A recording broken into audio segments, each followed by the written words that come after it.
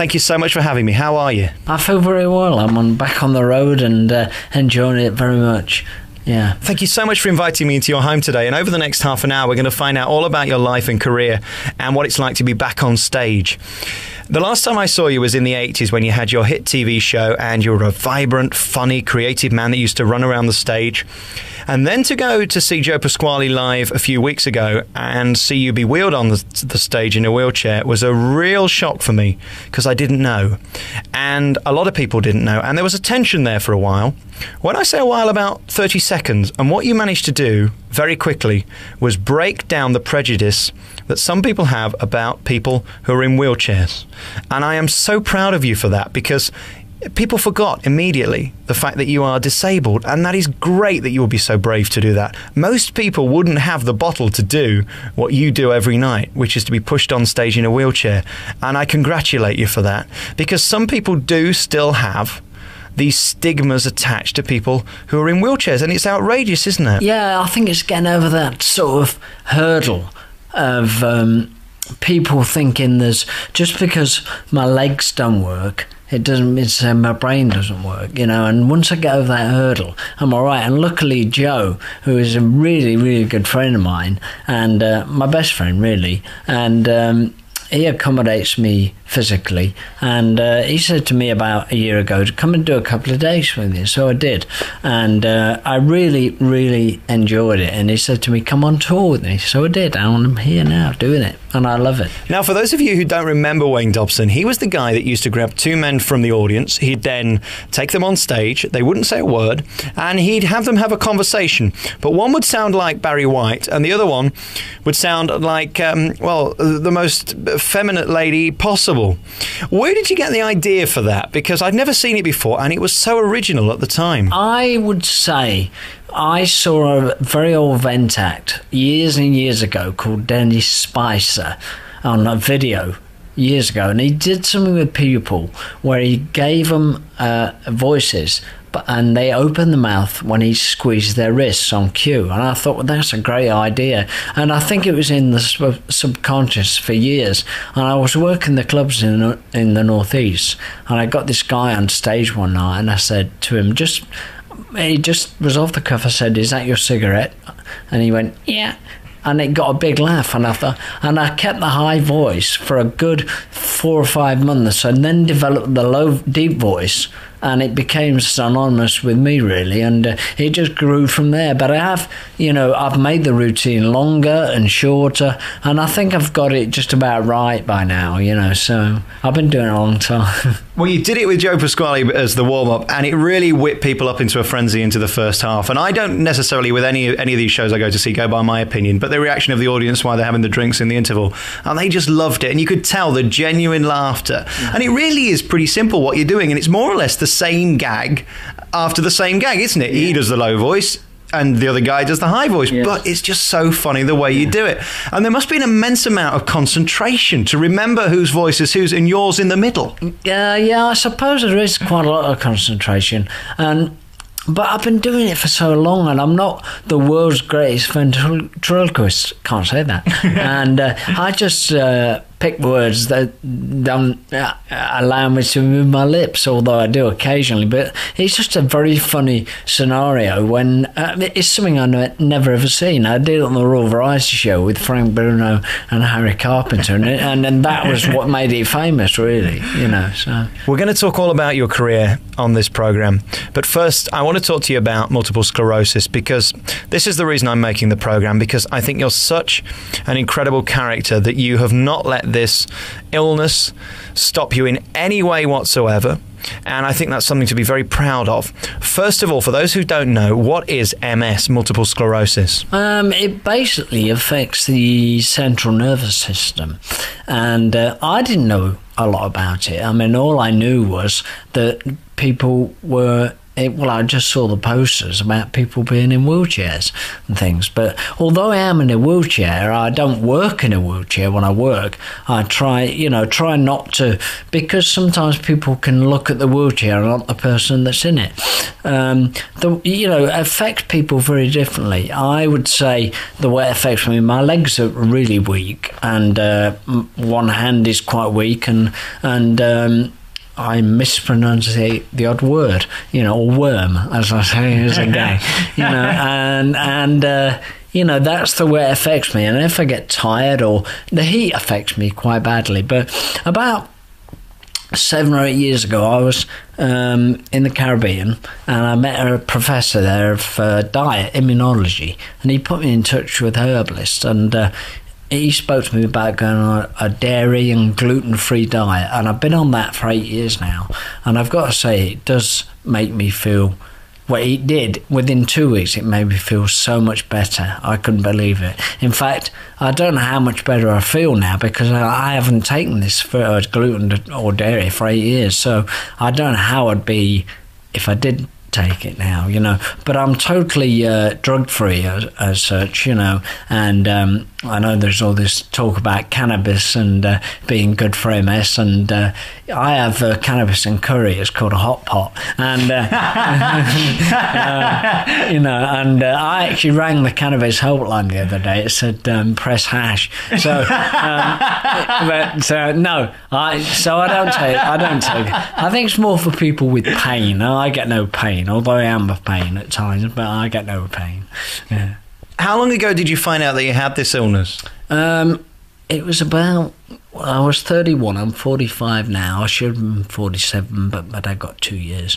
And now I'm 45. So probably 14 years ago, I was in Holland, and I got my right leg went totally numb, and I got in the bath, I remember, and I couldn't feel my leg. So I rang my doctor, and he sent me to a neurologist, and I had a scan, but I think he must have put 2 and 2 together, because my past history was like dizziness and vertigo and stuff like that. So they said to me at that time, there's a good possibility here that there's MS, but you might not have another attack.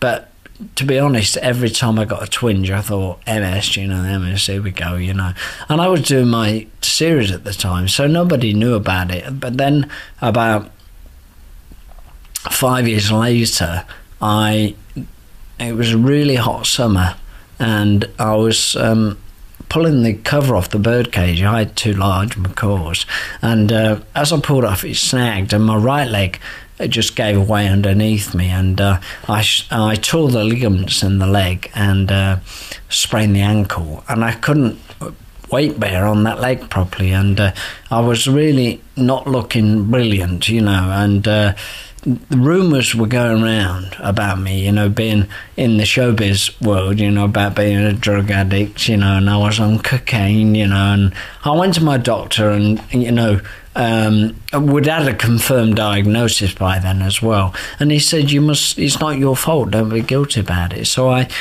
sort of came out about it, really, and told the world, that I was suffering with MS, and at that time it was hard for me mentally, because the work was dropping off, because I don't think people wanted to know a disabled performer. I knew I could still do the job, but it was hard for me, because I felt like I was trying to prove something every time. Like, if I had a bad show, like we can all have, every act can have a duff show, I guarantee what they blame. They blame my disability, and that really used to wind me up.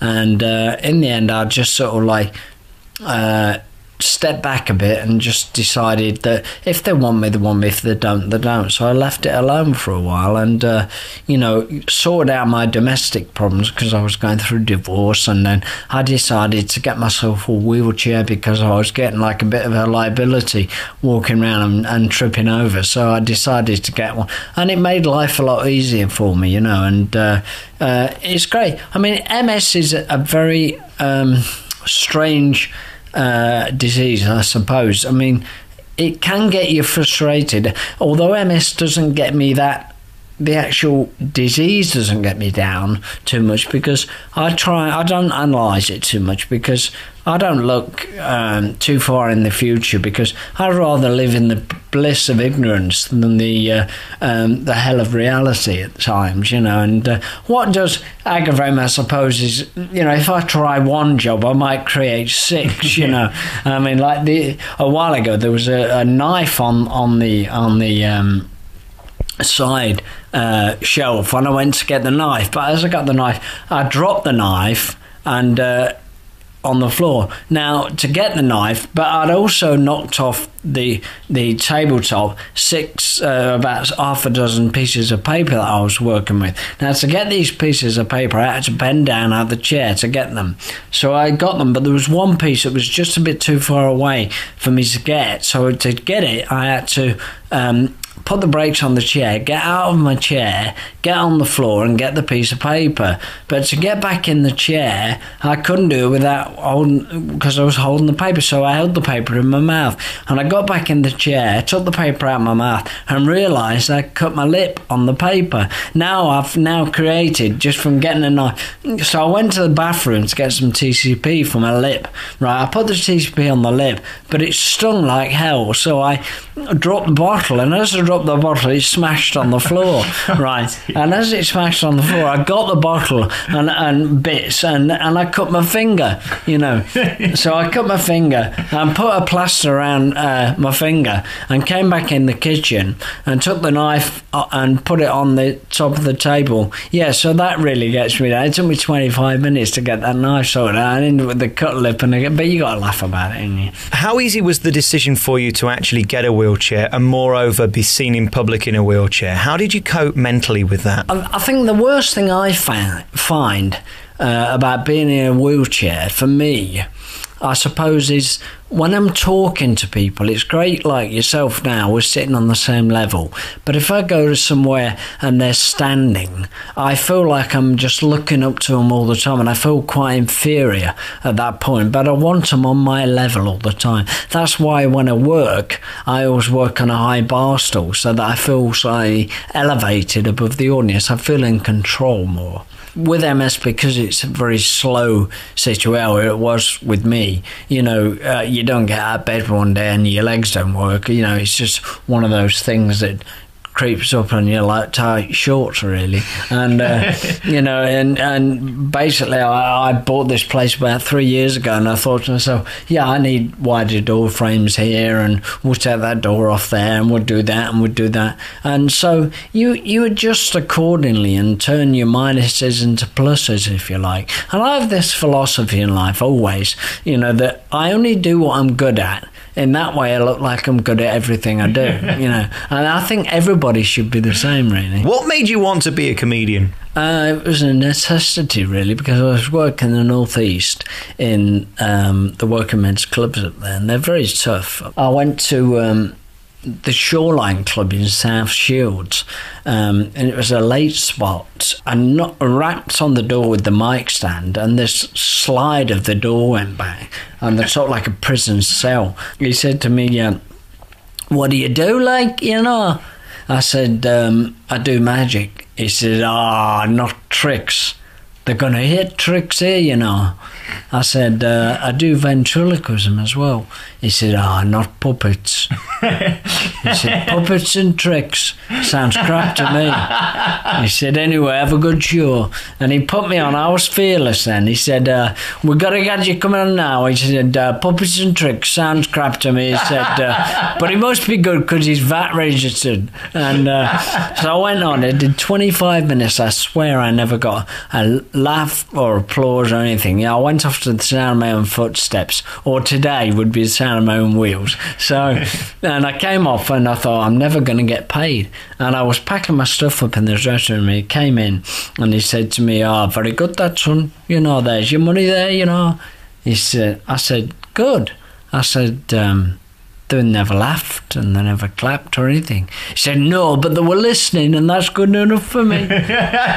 So comedy really sort of crept in from then, really, I suppose. I mean, it was always there, but like it became more and more. I thought, I've got to be funny now. What are the kind of restrictions on you doing magic now with the disability? I mean, are you able to do card tricks and things like that? Yeah, I do quite a lot of things, and I've adapted certain things to accommodate my physical problems, you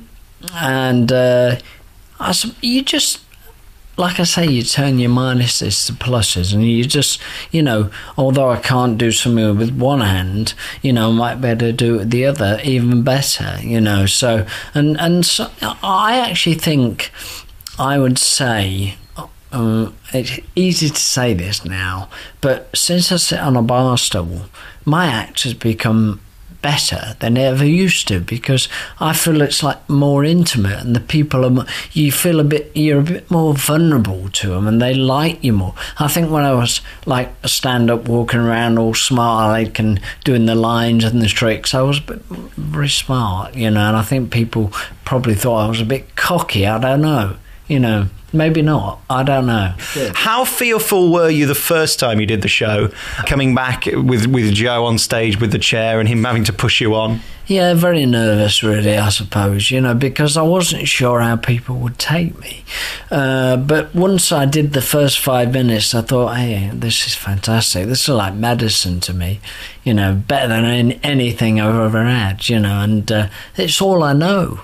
That's all I can do. People have said, well, why don't you do something else? I don't know anything.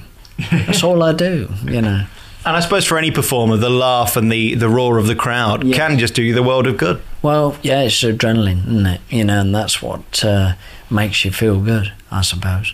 As for the routine, I mean, how did you remember it all? Because you have so many lines, and that's the thing I love about you guys. Yeah. You old variety stock. You've got so many lines in your head for everything. I mean, we've done it already on this program. I mention a word and you've got a line. Yeah. How many years does it take you to remember all that? Do you write them all down? What's your process to remembering them all? I don't write lines down. I just, I suppose I collate them over the years, and you just store them in your head, I suppose, and somebody says something and it triggers it off, I mean, I suppose 20 years ago I was thinking, oh, that's a good line, I'll save that line, and you were desperate to get a situation, or you would try and engineer something so you could do that line. But I think, my mum always said to me when she saw David Nixon, be like him, because if there's not a funny situation to have, don't have it. Then it doesn't look like you're trying to be funny. Only be funny if you know you can be. The thing I love about the confidence of somebody like yourself is that you can turn to the audience and use them as your crux. Yeah. You don't necessarily need them. If they're not funny back, it doesn't matter. You've got a line normally. I mean, the great thing you did was the occupations. You'd virtually, for everybody you picked out, whether it was their name or their occupation, you'd got a clever line, which obviously comes with years of learning them and picking them up. Yeah. Most performers today don't seem to have the confidence to play with their audience, and I use that really as a chosen phrase. You're kind of toying with them, aren't you? You're using them as comic fodder, but they're part of it. They don't mind. No, they don't mind. I always say get laughs with them and not at them, and in that way they feel like part of what you're doing.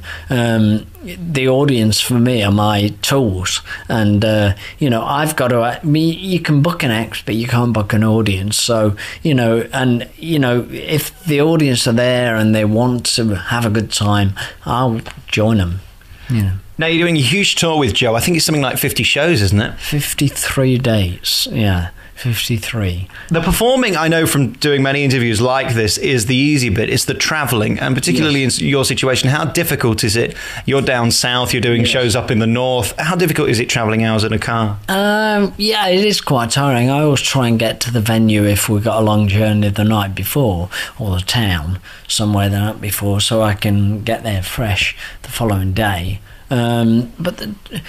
I've always travelled, all my life, so I suppose it's all part of the game for me, A lot of people have said to me when they have an illness like this that you have to learn to let people help you and not be on the defensive all the time. Yes. Did you find it easy coming to terms with that?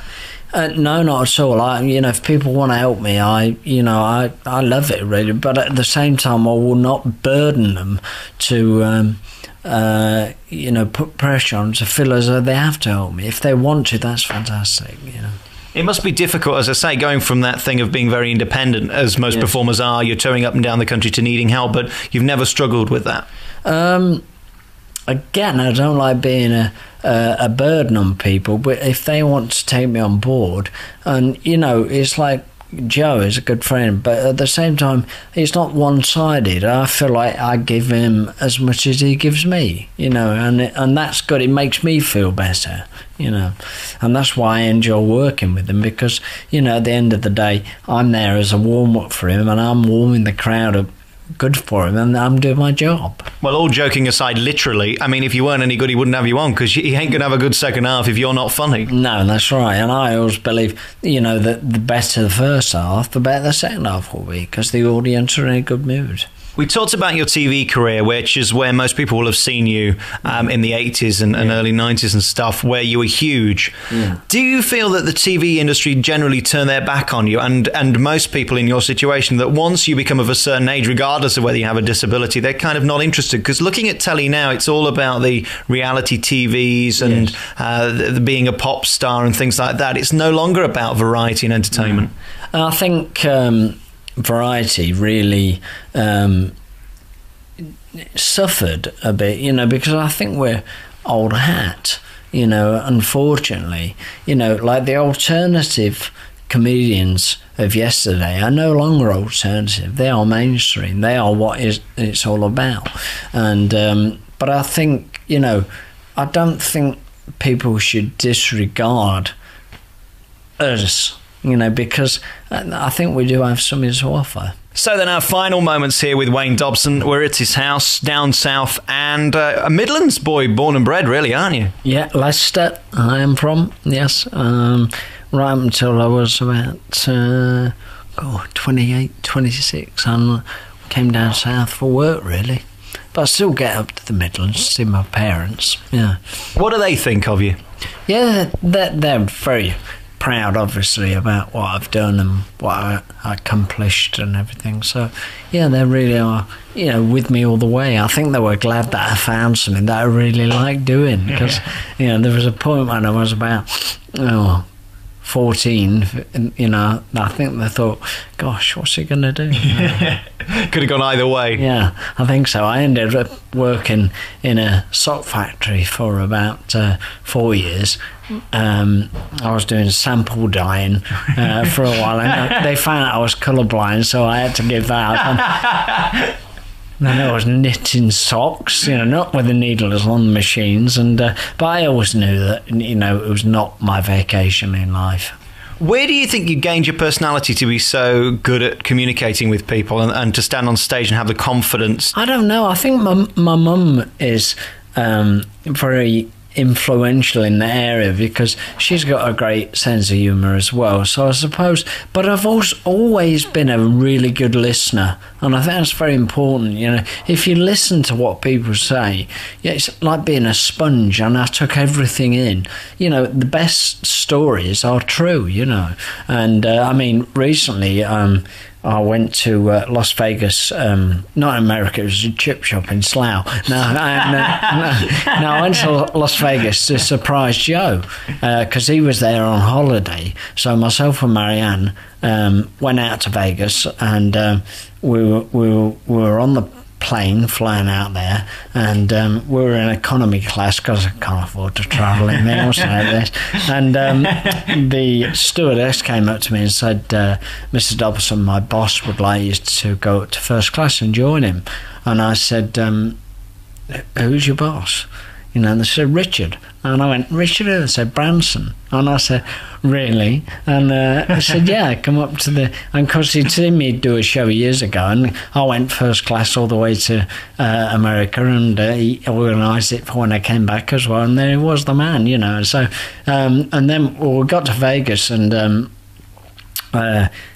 we surprised Joe, and he was he couldn't believe we were there, and I got there before him. But we went across to the hotel where he was staying one day, and it was the Mirage Hotel on the strip there, and I decided I wanted to go to the loo, and Joe said, I'll take you, and so anyway, they hadn't got a disabled toilet down, so he said, be quicker going to my room, I said, okay, if you don't mind. So we went up the lift, 15 floors to his room, and we got to his room, and the door was already open because there was a maid in there servicing the room, and she was a Mexican, Mrs. Gonzalez or something, you know. I could tell she was Mexican because her moustache was 4 inches below her chin, you know.